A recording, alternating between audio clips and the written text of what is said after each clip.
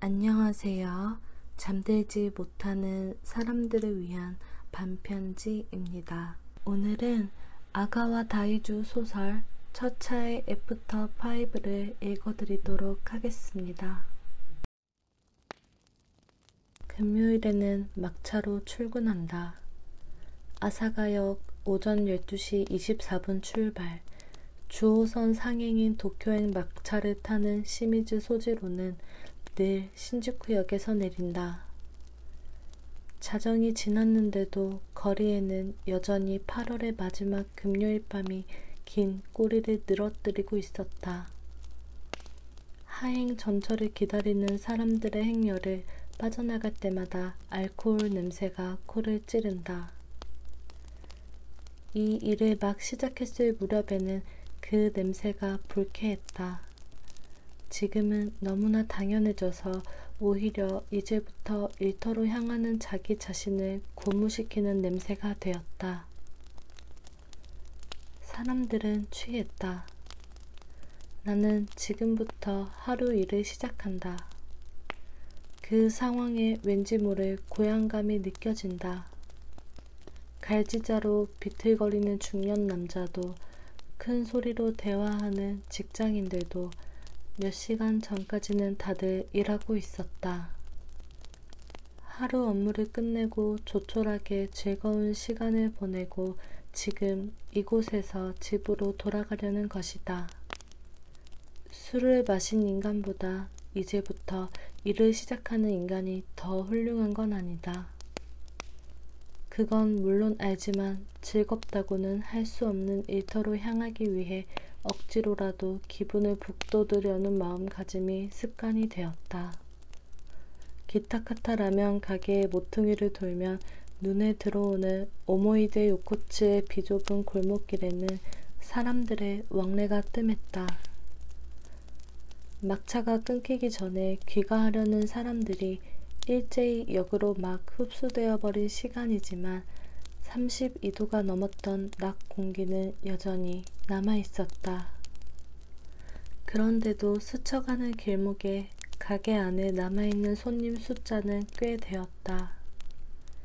이미 막차를 포기한 사람과 애당초 막차로 돌아갈 마음이 없는 사람들에게서 이 거리는 한참 더 돈을 빨아들일 것이다. 요코츠 가운데쯤 유독 밝은 형광등 불빛 속에 사람들이 모여 있었다. 건물 모서리에 L자형 카운터를 설치한 입식 국수집이다. 정확히 말하면 입식 식당은 아니다. 카운터에는 의자가 있다. 출근 전에 스루야라는 그 가게에 들르는 게 습관이었다.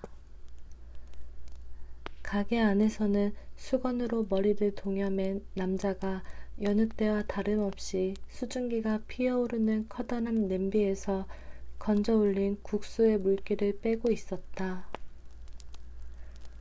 L자형 카운터의 긴 쪽에 앉아있는 손님은 모두 백인이었다. 그들을 에워싸듯이 밖에도 백인 명령이 서 있었다. 여성도 둘이나 보였다. 완전히 익숙해진 풍경이다. 신주쿠역의 서쪽 출구 부근 호텔에 묵는 외국인 관광객들이 이국 정서를 느끼려고 아주 작은 가게들이 복잡거리는 요코츠나 골든가를 눈요기 삼아 찾아온다. 막차로 귀가하는 일본인들이 썰무처럼 빠져나간 후에는 그런 관광객들의 비율이 눈에 띄게 높아진다. 스루야의 메뉴에는 번호와 영어도 함께 적어 놓았다. 운 좋게 때마침 소지로의 앞자리가 비었다. 외국인들 쪽을 살펴보았지만 아무도 앉으려는 기색은 보이지 않았다. 앉으세요. 어차피 저 외국분들은 구경 삼아 왔을 뿐이니까. 가게 주인이 권해서 자리에 앉았다. 늘 드시던 걸로 드릴까요? 아, 네. 야채튀김 국수, 달걀 넣어서요. 알겠습니다. 주인이 끓는 물에 면을 넣는 순간 카운터에서 음식을 먹기 시작한 외국인 손님이 주인에게 뭐라고 말을 건넸다. 주인은 살짝 찡그린 얼굴로 얘기하는 사람을 보았다. 무슨 말인지 모르는 모양이다. 잠시 후 도움을 요청하듯 소지로를 쳐다보았다. 둘이 나눠 먹고 싶다고 덜어먹을 그릇을 달랍니다. 소지로가 구조선을 띄워주자 주인은 아하 그런 뜻이었군요 라며 시선을 돌리고 긴 팔로 선반 위에 그릇을 집어서 외국인 손님에게 건네주었다. 스페인어로 감사 인사를 한 손님에게 가게 주인은 어색한 영어 발음으로 대꾸했다.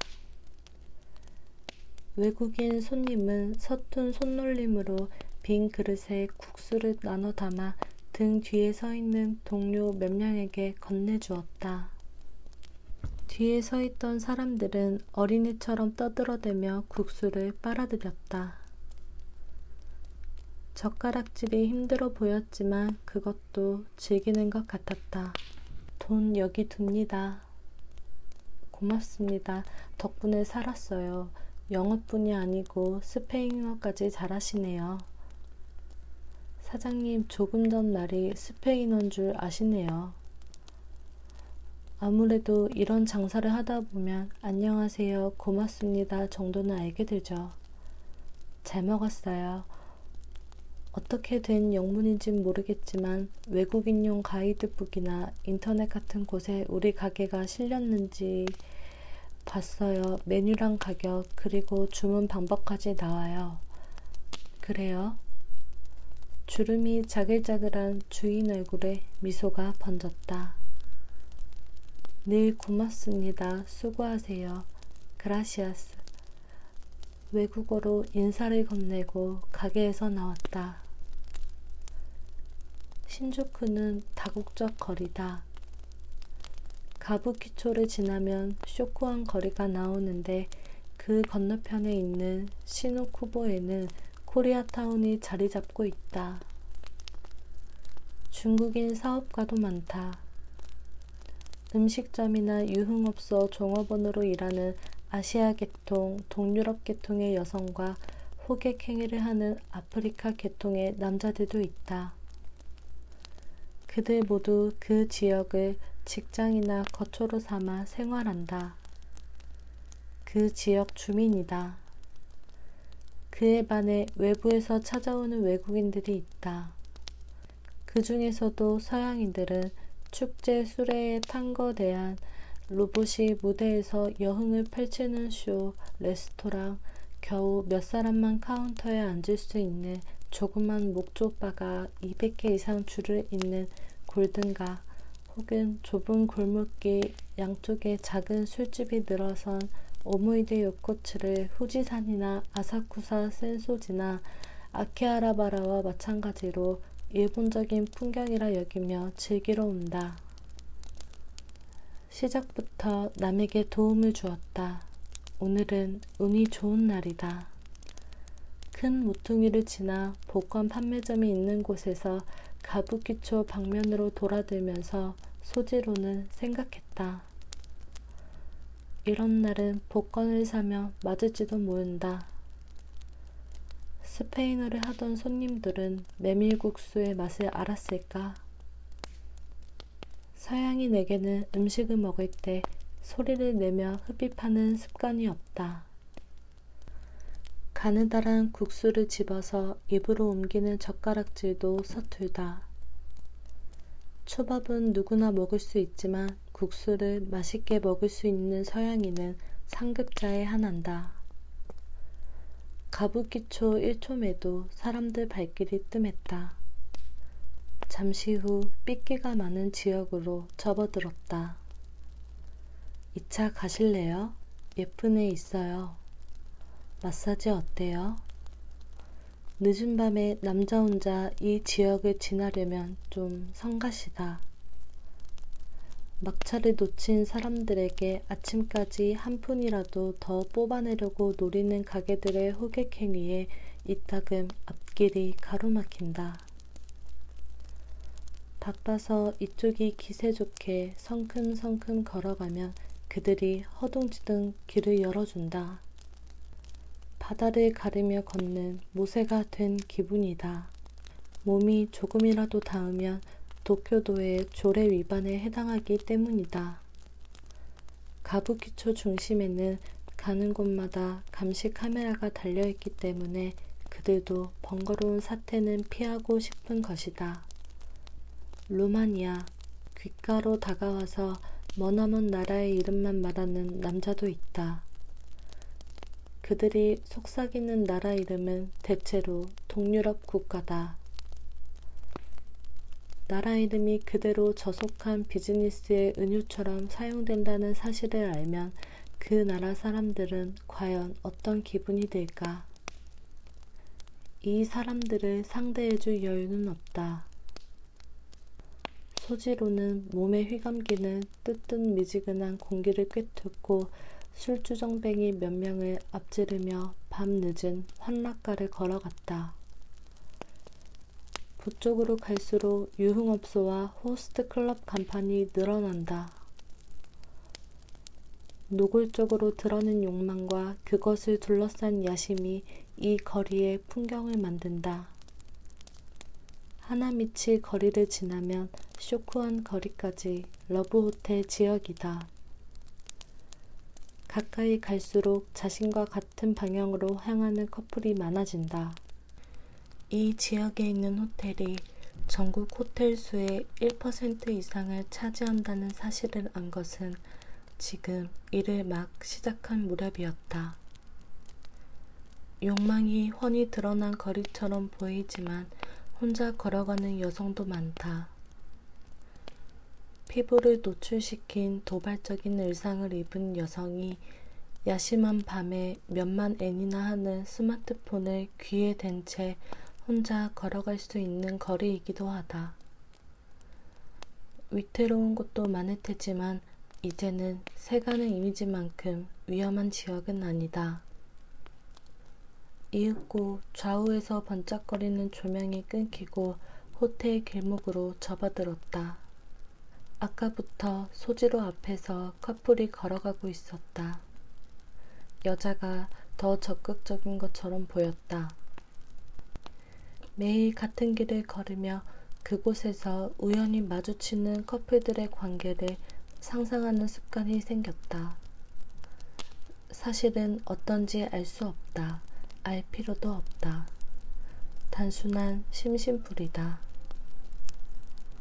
주변을 느긋하게 걸어가는 커플들을 앞지르지 않으려고 조심한다. 그런 배려 대신 이쪽은 잠깐 장난을 쳐보는 셈이다. 뒤에서 관찰하면서 복장이나 머리 모양, 걷는 모습으로 두 사람의 관계와 나이, 직업, 교제 기간 등을 프로파일링 해본다. 물론 제멋대로 떠올려보는 엉터리 상상이다.